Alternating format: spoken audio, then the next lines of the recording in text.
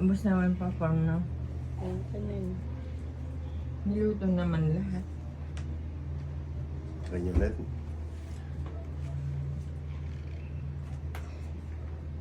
Meron pa konti. Ayan, yung ganun, hindi kaya. Ayan. Pagka ganyan, hindi nyo kaya. Oo.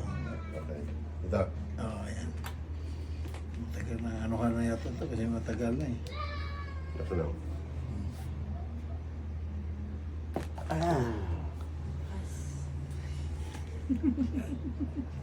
Hinihil ko dyan.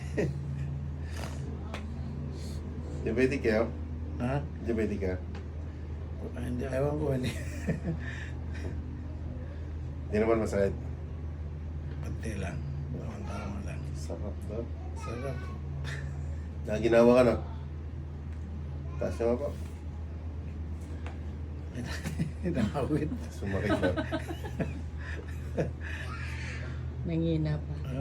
Matagal na ito eh. Isang buwan na yata mahigit ito. Kasi hindi ko pinahilot kasi akala ko wala lang kasi pag nung sumimplang ko ito kasama to yan oh. Ito may gas-gas lang dito konti.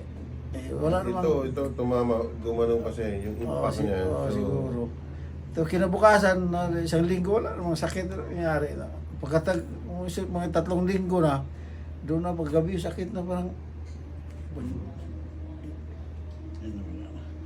nangalay lang. karoon ng alay lang. Kasi yung pagkalagotok niya, dumikit po kasi yung kon mo.